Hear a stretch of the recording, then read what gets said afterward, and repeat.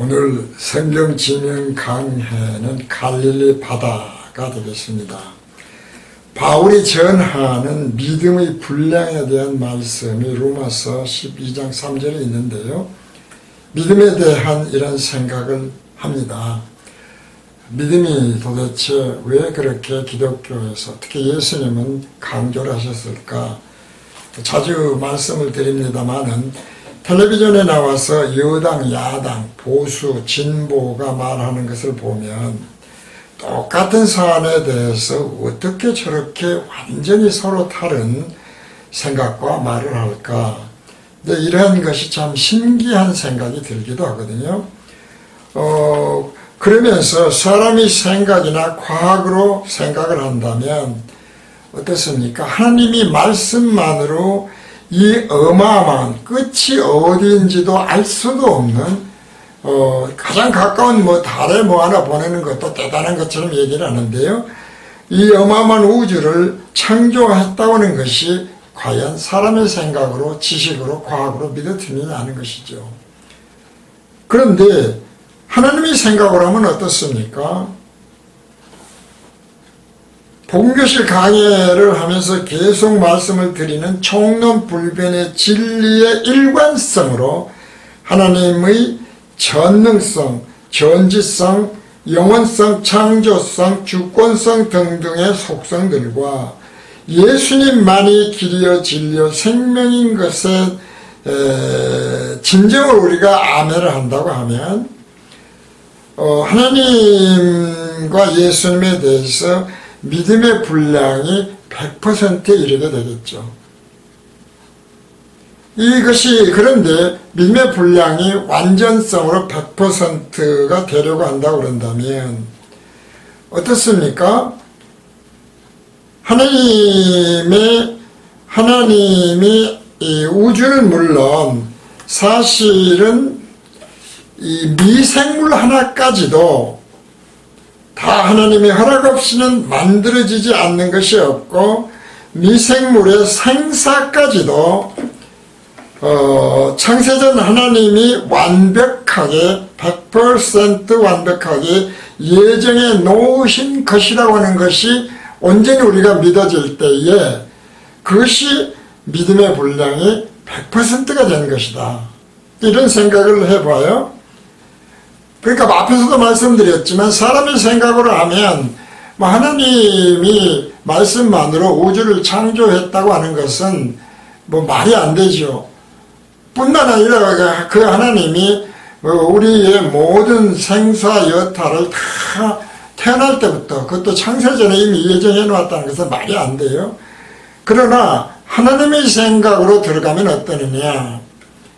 하나님은 온전하시기 때문에 창세전에 세상을 창세도 하시기 전에 이 우주를 창세도 하시기 전에 미생물 하나까지의 모든 것들 다 예정해 놓으신 것이니 더구나 하나님이 하나님의 자녀로 택한 자가 되었든 아니든 간에 우리 인간에 대해서 이 특별한 존재인 건 분명하지 않습니까?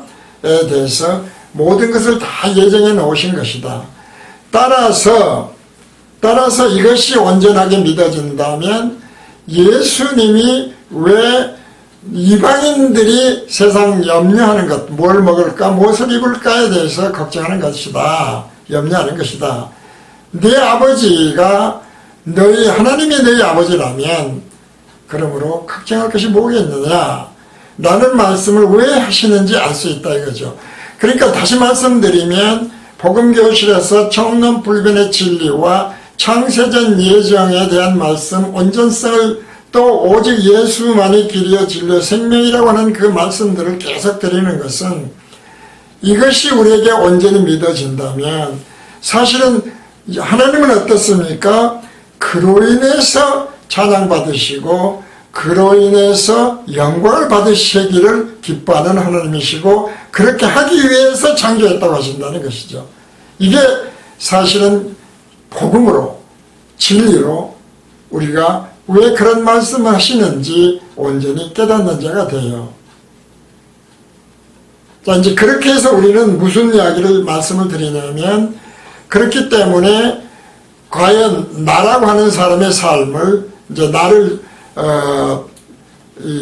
말하자면 주연이라고 이제 가끔 표현을 합니다만은 영화관에서 나를 주연으로 하나님이 택하셔서 지금 내 삶을 인도하고 계신다고 생각한다면 영화에 이미 촬영되어져 있는 그것, 영화관에서 그걸 바꿀 수 있습니까? 기도로 바꿔집니까? 그게 믿습니다 한다고 바꿔집니까? 그것이 하나님의 창세전 예정이라고 하는 것이라는 것입니다. 이것이 진리의 일관성이다 이것이죠. 자, 이런 것을 이제 우리가 생각을 하면서 사람으로 생각으로 하면은 사람의 생각으로 하면 말이 안 되는 이런 창세전 예정에 대해서 오늘 우리는 갈릴리 바다라고 하는 이 성경 지명, 하나님의 우연은 없다고 했습니다. 분명하게. 왜 갈릴리 바다를 성경에 지명으로 기록해 놓은 것일까를 생각해 보자 말이죠. 사실은 갈릴리는 바다가 아니고 호수죠. 그리고 그 호수 끝에는 원래 이제 갈릴리에는 생명수라고 하는 출애굽 후에 그것을 건너갔었던 이제 우리 보통 물세례라고 말씀을 드리고 있습니다만은 그 요단강을 건너가지 않습니까? 하나님의 백성들이. 그래서 우리가 이제 물세례라고 하는 것과 성령 세례를 구분한다고 그럴 때 바다, 출애굽의 홍해를 건너고는 바다라는 건 세상이니까 율법적인 세례라고 한다면 요단강을 건너는 것은 생명수이기 때문에 성령 세례에 대한 예표다. 이제 이런 말씀을 드리죠. 그런데 그 생명수가 들어와서 모여있는 곳이 갈릴리 호수, 갈릴리 바다예요. 바다와 호수는 이제 혼용해 쓰겠습니다만은, 호수예요. 바다예요. 그런데 그 바다가 다시 흘러서 더 이상 흐를 수 없는 지형이 아주 낮은 곳에 이르러서 계속 더 흐르지 않고 증발되어서 결국 죽음의, 생명이 살 수 없는 죽음의 바다가 된 곳이 사해라는 것이죠. 왜 하나님은 홍해와 요단강과 갈릴리 호수 바다와 사해라고 하는 것을 이스라엘 백성들에게 성경에 기록해 놓은 것일까? 이제 이걸 생각하면서 어떤 말씀을 드리냐면 우리가 창세전 예정에 대해서 하나님의 속성들, 종론불변의 진리에서 핵심은 뭐냐면 주어는 오직 하나님이라는 것입니다. 이게 굉장히 중요하게 생각을 하거든요. 우리는 누구나 다 인정을 하죠. 우리는 피조물이에요. 하나님을 믿는 사람들은. 아주 안 믿는 사람들은 뭐 말이 안 되는 이야기지만 하나님을 믿는 우리의 입장에서는 우리는 피조물이다 라고 하는 것을 인정하지 않는 총론에서 유대인도 마찬가지고 기독교인도 마찬가지겠죠. 자, 그런데 그래서 이제 주어 문제를 오직 하나님만 진리의 일관성으로 주어는 하나님만 종론불변의 진리로 우리 마음에 믿음의 분량이 100%로 채워져야 하는 것인데 그게 안 된다는 것이지만 채워져야 된다는 것이 이것이 깨달음이라는 것이죠. 믿음이라는 것입니다. 예수님이 기뻐하시는 말씀하시는 믿음이라는 거예요. 이 말씀을 이렇게 길게 드리는 것은 갈릴리 바다에 대해서 우리가 이제 그 설교집을 보면 이렇게 되어 있는 경우들이 있어서 제가 예를 들어 봅니다. 갈릴리 바다는 원래 긴네롯 여호수아 11장 2절 19장 35절에서 긴네롯이라고도 하기도 하고 니베라 요한복음에 보면 21장 1절에서 니베라라고도 하거든요. 어쨌든 그 이름은 뭐 크게 중요한 건 아니니까요. 이 갈릴리라고 하는 바다에 풍랑이 일어나서 우리가 잘 아는 대로 예수님의 제자들이 막 두려움을 느끼고 있을 때에 예수님이 풍랑이 일어나는 갈릴리 바다 위로 걸어오시죠. 그랬을 때에 예수님에게 우리가 죽게 생겼다고 그러니까 예수님이 명령을 하셔서 말씀만으로 바다가 잠잠해지지 않습니까? 이제 이것에 대해서 이 설교를 해놓은 것이 있어요. 갈릴리 바다에 대해서입니다. 제목 부름받은 갈릴리 바다 어부들. 그래가지고 보통 이제 1번, 2번, 3번으로 이렇게 설교를 우리가 신학교 다닐 때도 그렇습니다만 나눠서 해라 이제 이렇게 이야기하거든요. 보면은 부름받은 갈릴리 바다 어부들이라는 제목으로 쓰여있는 설교집입니다. 1번 예수님의 제자는 열심히 일하고 섬기던 자들입니다. 예수님의 제자는 예수님이 지금 택해서 부르신 자들을 의미하죠. 예수님의 제자는 열심히 일하고 섬기던 자들입니다. 그러면서 이제 조그맣게 다시 나누어서 예수님은 열심히 있는 자들을 부르십니다. 두 번째로 예수님은 섬김의 자세가 준비된 자들을 부르십니다. 그리고 이제 두 번째 큰 제목으로 나눈 것이 분류된 것은 예수님이 부르신 자들은 미천한 신분을 지닌 자들입니다. 그렇게 해서 다시 또 설명을 하는데 소외된 자들을 찾으시는 예수님, 무지한 자들을 찾아오시는 예수님. 세 번째는 예수님 제자들은 즉시 결단하기를 잘하는 사람들입니다. 그래서 다시 나누어서 이걸 설명을 하면서 즉각적인 결단을 요구하는 예수님. 두 번째, 모든 것을 버리도록 하시는 예수님. 이러면서 이제 설교집에 설교가 쭉 설교문이 작성이 되어 있어요. 또 다른 제목입니다. 갈릴리 광풍에서 승리하려면 첫 번째가 예수님의 권능에 의지해야 합니다. 그러면서 다시 설명한 것이 주님이 만물의 통치자이심을 믿어야 합니다. 사랑의 주님을 확신해야 합니다. 그리고 두 번째, 주 예수와 항상 동행해야 합니다. 그러면서 다시 이것을 설명하는 것으로 고난 가운데에서도 동행하시는 예수님, 평안 가운데에서도 동행하시는 예수님, 그리고 다시 세 번째, 주 예수께 아뢰어야 합니다. 주님께 열심히 기도하며 부탁하라. 주님만을 의지해야 한다. 이 지금 설교집에서 설교하는 말하자면은 제목과 이것을 설명하는 것들, 아주 신학교에서 얘기하는 아주 정형들이에요.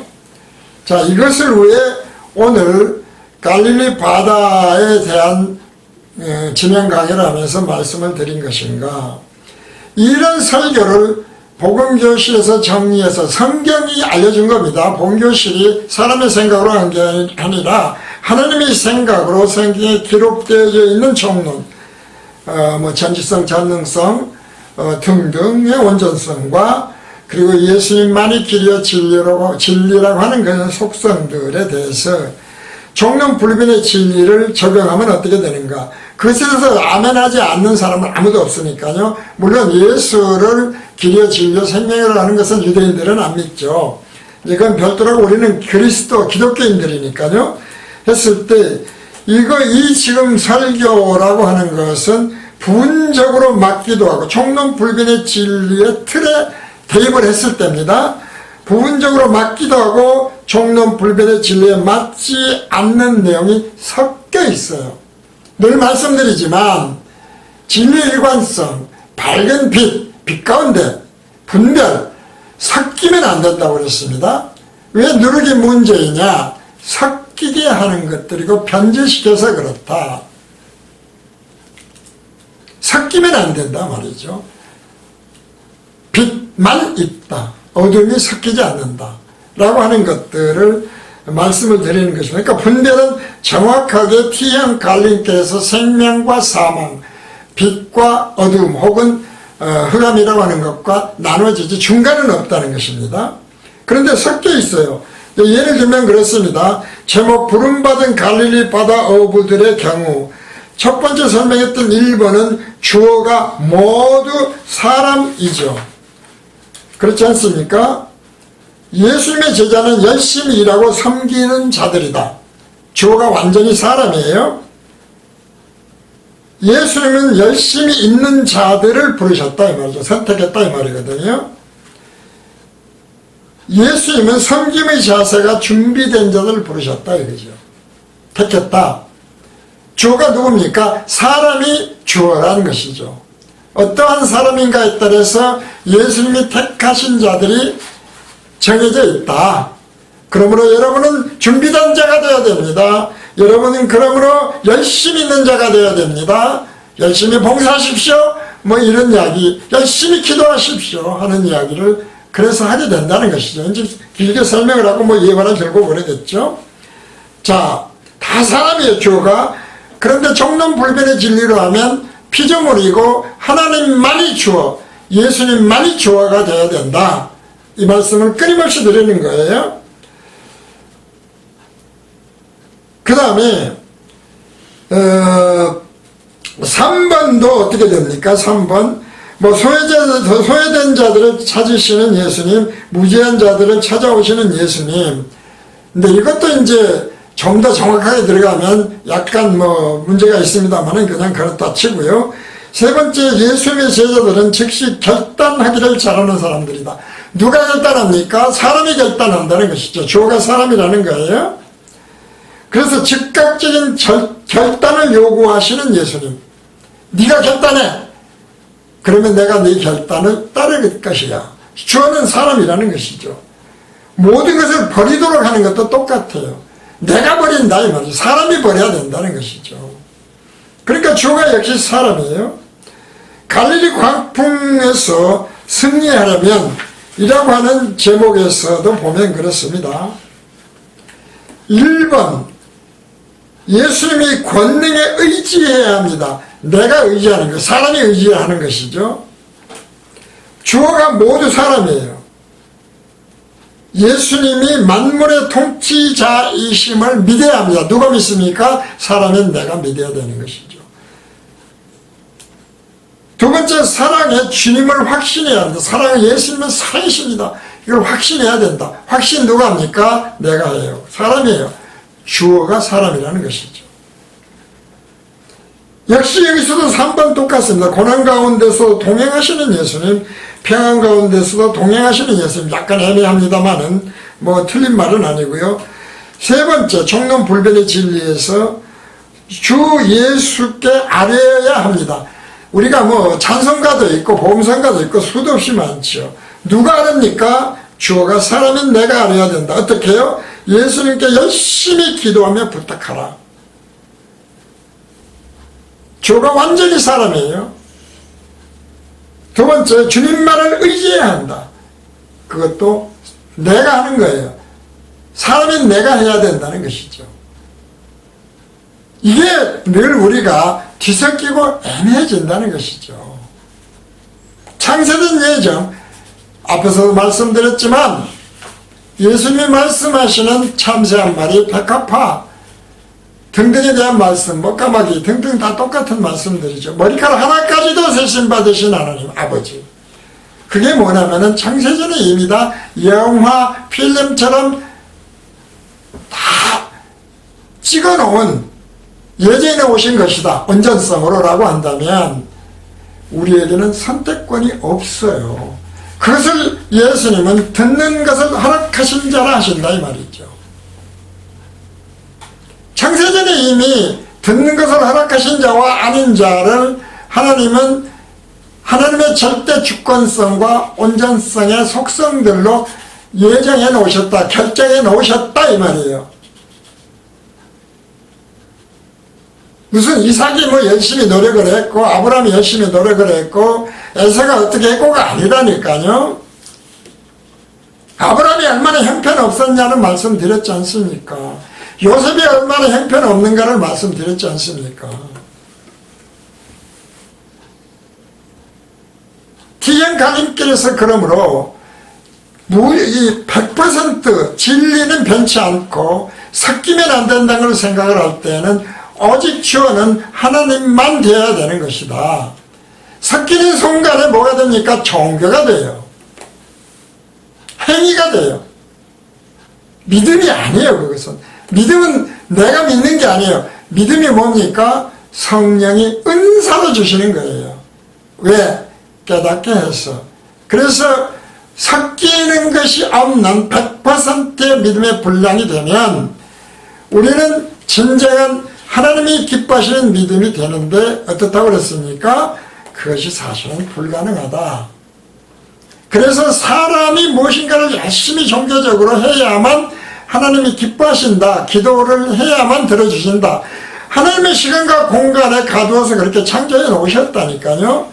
그러니까 깨달으면 뭐예요? 그것이 아닌 것을 깨달아 가는 거예요. 성전으로 치어져 가는 거예요. 믿음의 분량이 늘어나 가는 거예요. 이 말씀을 우리는 갈릴리 바다에서 예수님이 풍랑조차 잠잠케 하시는 그 예수님 말씀만으로, 천지를 창조하신 말씀만으로 하나님이신 예수님, 그 하나님이 우리의 죄를 창세 전에 하나님의 율법 정하신 방법에 따라서 죄사함을 얻게 하신 것이다 이 말이지. 이것이 마음으로 믿어야 된다가, 나는 정말 그렇게 믿는다가 믿어져야 된다. 그것이 깨달아져야 된다. 이것이 듣는 것이 허락된 자냐 아닌 자의 차이다. 내가 믿습니다. 정말 믿습니다. 저는 100% 믿습니다. 그건 소용이 없다니까요. 아, 그렇게 되는 것이구나. 저절로 깨달아져 가고 그 믿음의 분량이 자꾸자꾸 늘어가는 것이 생명이 있는 자라는 것이죠. 그래서 여당, 야당, 진보, 보수의 농객들에 대해서, 정치인들에 대해서 말씀을 드린 거예요. 어떻게 생각하느냐에 따라서 전혀 다르다 말이죠. 예수님은 말씀하십니다. 요한복음 14장 25절에서 29절입니다. 내가 아직 너희와 함께 있어 이 말을 너희에게 하였거니와, 아직 그때는 예수님이 십자가 대속을 하시기 전이죠. 보혜사, 우리가 보혜사 헬퍼라고 이제 보통 많이 말합니다만은, 보혜사 곧 아버지께서 내 이름으로 보내실 성령, 그가 너희에게, 내 이름은 뭡니까? 예수라는 이름, 자기 백성을 저희들의 죄에서 구원할 자라고 하는 이름, 같은 하나님이에요. 보내실 성령, 그가 너희에게 모든 것을 가르치시고 내가 너희에게 말한 모든 것을 생각나게 하시리라. 성령은 그러니까 우리가 삼위일체란 말을 합니다만은 하나님이시죠. 그 하나님이 예수 그리스도의 영이 너희 몸에 들어와 계셔야만 그것이 모든 것을 가르치시고 생각나게 온전히 하시는 것이다. 왜? 그러니까 평안을 끼친다. 무슨 말입니까? 염려하고 걱정하지 말라는 앞에서 말씀드린 하나님의 속성을, 하나님의 온전한 속성대로 100% 믿음의 분량으로 우리가 깨달아져서 믿어지게 되면 염려 않게 되죠. 근데 사실은 우리가 시간과 공간에 가둬져서 0.001에 미래도 모르고 0.001mm의 옆에 다른 장소에 동시에 있을 수가 없다 이 말이죠. 그래서 이 말씀을 하니까 성령이 오셔서 생각나게 하시고 가르치시는 건 뭐냐? 총론불변의 진리를 깨닫게 하신다면, 믿음에 들어오게 한다면 평안을 그로 인해서 너에게 끼친다.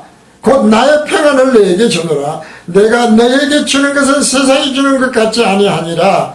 너희는 마음에 근심도 말고 두려워하지도 말라. 총론불변의 진리를 생각하시면 됩니다. 이것은 죄를 포함해서예요. 죄 문제를 포함해서입니다. 먹고 사는 문제만이 아니라 근본적으로 죄의 문제까지를 포함해서 마음의 근심도 말고 두려워하지도 말라는 거예요. 담대져라. 내가 갔다가 너희에게로 온다는 말을 너희가 들었나니 나를 사랑하였다면 나의 아버지께로 감을 기뻐하였으리라. 아버지는 나보다 크심이니라. 이제 일이 이르기 전에 너에게 말한 것은 일이 이룰 때 너희로 믿게 하려 함이라. 이 믿음이 너에게 들어오게 하려고 이 말을 너에게 미리 하고 성경에 기록해 놓았느니라. 그러니까 모든 것은 다 미리 알려주니까 우리가 예언서란 말을 하는 것은 바로 그런 이야기예요. 창세전에 다 이런 거 해놓은 나야. 내가 하나님이야. 내가 메시아야. 너희 죄를 대속하기 위해서 율법을 읽게 줬고 그 율법대로 내가 행하러 왔어. 완성시키러. 이런 말씀이라는 것입니다. 그러니까 성령이 우리 몸에 정말 임하시면 이 믿음이, 이 깨달음이, 이 믿음의 분량이 날로 새롭게 늘어나야 돼요. 성령이 임하는 것은 그 몸에 생명이신 예수 그리스도의 영이 임하는 것이겠죠. 그래서 바울은 그리스도의 영이 임하지 않으면 그는 그리스도인이 아니라고 했어요. 로마서 8장 9절입니다. 만일 너희 속에 하나님의 영이 거하시면 너희가 육신에 있지 아니하고 영에 있나니 누구든지 그리스도의 영이 없으면 그리스도의 사람이 아니라. 그래서 이전에 갈릴리에서도 말씀을 드렸죠. 성도와 신자, 그리스도인과 신자, 그리스도인들이 모여있는 무리가 성도, 그리고 그냥 신자들이 모여있는 것이 신도. 거듭났냐 거듭났지 않느냐의 차이라는 것이죠. 분별을 분명히 하자 하는 등을 말씀을 드렸었습니다. 그래서 사람의 생각으로는 전혀 알 수도 없고 믿어지지도 않는 것이 미련한 거예요. 정말 미련스럽지 않습니까? 말씀으로 우주를 창조했다. 예수님의 십자가 대속을 어디 옛날 옛적에 어디 무슨 십자가에서 골고다에서 죽었는데 네 죄가 뿐만 아니라 모든 죄를 다 사해주는, 그것도 온전히 사해주는 십자가 대속이었다. 모두냐고 해서 모든 사람이 아니에요. 하나님이 택하신 자들이죠. 듣는 것이 허락된 자들. 성령이 임하시면 완전히 그래서 달라지는 거예요. 고린도전서 2장 13절 14절입니다. 정말 바울이 그래서 제자들보다 더 성령이 임해서 성령이 깨닫게 해준 바울인 것을 잘 알 수가 있어요. 우리가 이것을 말하거니와 사람의 죄가 가르친 말로 아니하고 오직 성령이 가르치신 것으로 하니 신령한 일은 신령한 것으로 분별하느냐. 분별이 뭔지 꼭 생각해야 됩니다. T형 갈림길 정확하게 나눠지는 겁니다. 섞이는 게 없어요. 육에 속한 사람은 하나님의 성령의 일을 받지 아니하나니 저에게는 미련하게 보이며 꼭 또 깨닫지도 못하나니 이런 일은 영적으로 알아야 분별한다 이 말이죠. 지금까지 설명을 잘 생각하고 종론불변의 진리 생각하시고 창세전 하나님의 예정에 대해서 생각하시고 죄삼등성 생각을 하시면 주어 생각하시면 이 말씀이 어떤 말씀인지 잘 알 수 있을 것입니다. 따라서 성령으로 거듭나서 성령이 임하심으로써 그 몸에 생명이 있다고 하는 것은 고린도후서 4장 16절 그러므로 우리가 낙심하지 아니하느니 겉사람은 후패하나 우리의 속은 날로 새롭도다. 육신은 시간과 공간에 가둬진 우리는 반드시 죽어야 되고 후패할 수밖에 없어요. 그러나 우리의 영은 후패해지는 것이 아니라 오히려 생명이 들어와 있으므로 날로 새로워지고 그리고 열매를 맺게 되죠. 입술의 열매, 찬양하는 것 다 똑같습니다. 기도, 간증, 성령의 열매 등등. 그러니까 그 몸에 생명이신 예수님이 계시면 날로 새로워진다는 말씀은 영적 깨달음과 영적 성장이 날로 있는 것을 말씀하는 것이다. 성전으로 지어져 가는 것이다. 인간은 하나님에 의해서 시간과 공간에 가두어져서 창조되었기 때문에 사람이 한 게 아니죠. 사람의 속성은 앞에서도 말씀드린 대로 0.000000 아무리 빼도 1초도 사람은 자신이 미래를 알 수가 없고 그리고 0.00001mm도 다른 장소에서 동시에 있을 수가 없어요. 그러면서 사람은 자신이 주어로 모든 것을 자신이 즉 사람이 다 하는 것으로 생각이 들도록 창조되어 있다 이 말이죠. 이 말씀이 창세기 하나님의 형상과 모양이라는 말씀이다.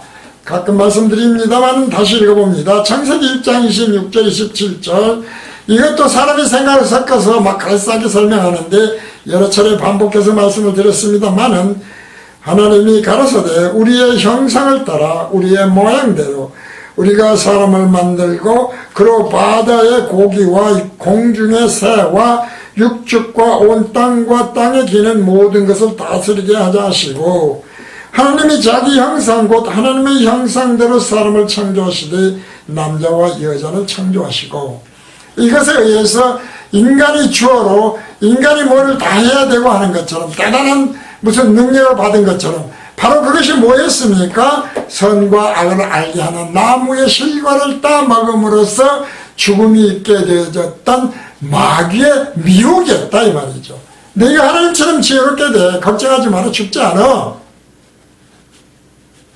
그래서 다시 말씀드리지만 그런 말씀들과 총론불변의 진리 등을 다 연결을 해서 진리 일관성으로 다시 말씀드리면, 형상은 히브리어로 첼렘인데 뜻이 그림자라는 뜻이다.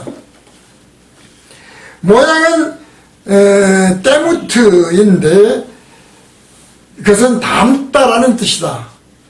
그러니까 무슨 말씀입니까?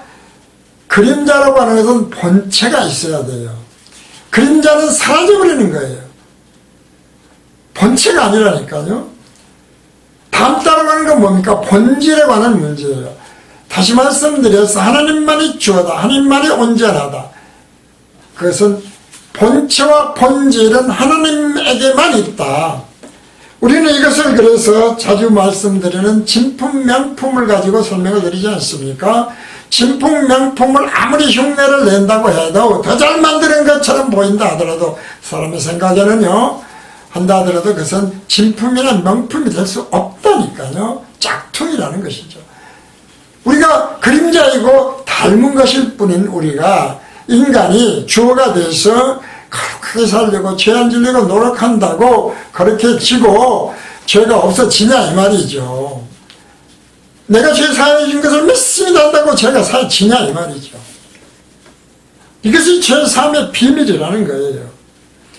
그런데 악한 영은 뭐래요? 그래요. 너를 주어로 해서 자꾸 사람을 주어로 해서 피조물을 주어로 해서 진정한 창조주 주권자는 정론불변의 진리에 따라 아멘 아멘 해놓고 다시 사람을 주어로 주권자로 만들어버린다는 거예요. 주님 노릇을 하려고 그래요.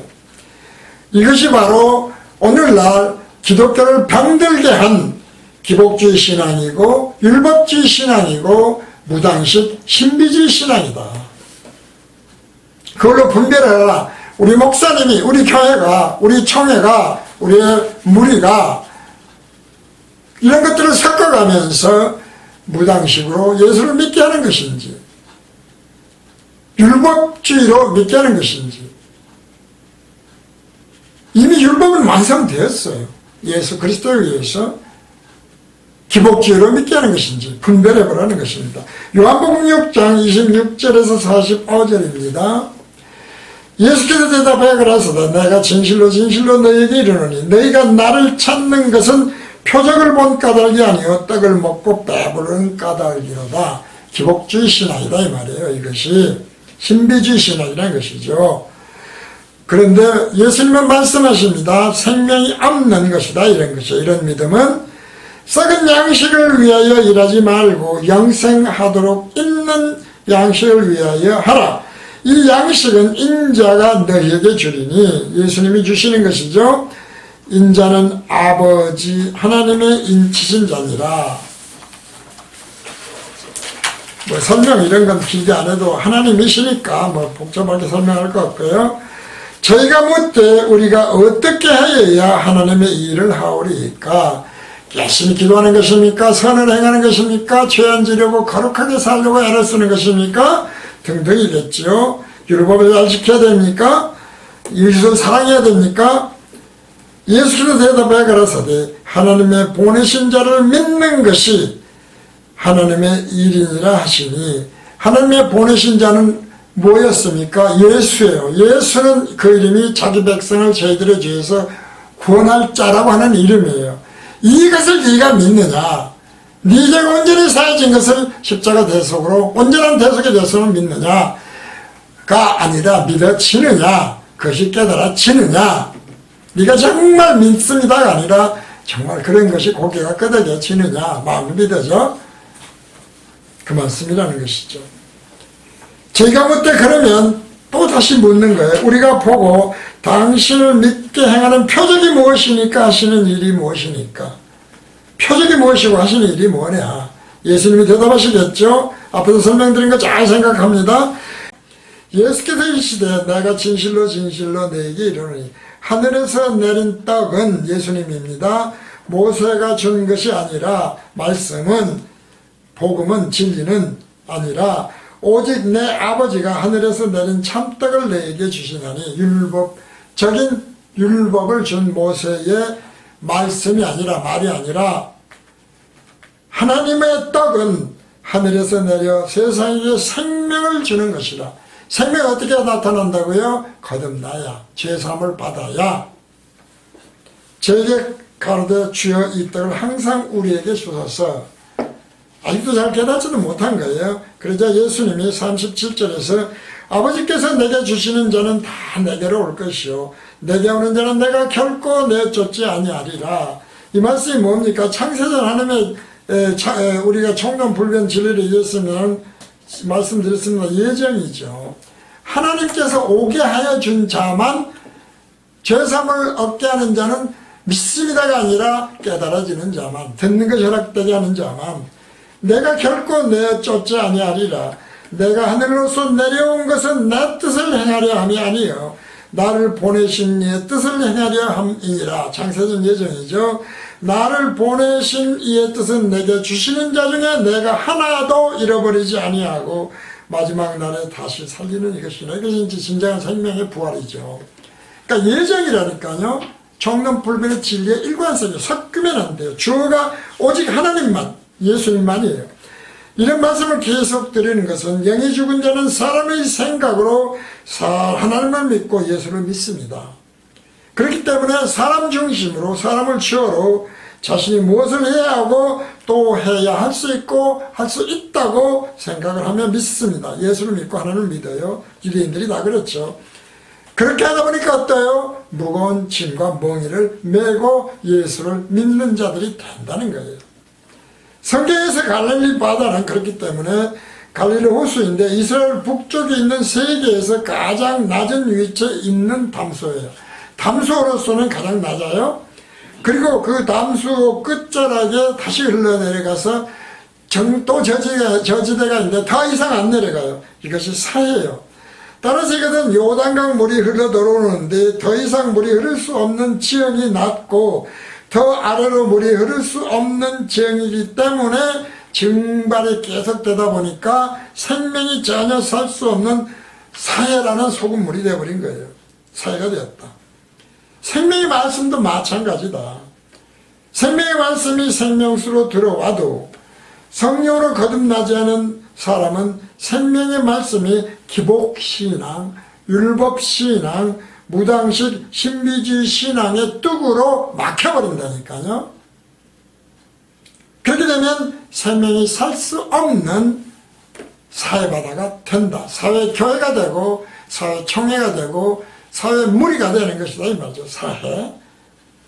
이것을 예표적으로 요단강 갈릴리 바다의 끝자락에 있는 사해를 하나님이 이스라엘에 두신 이유이고 오늘 갈릴리 바다를 통해서 성경 지명에서 깨달아야 될 귀한 진리고 복음입니다. 오늘 강의는 여기서 마칩니다.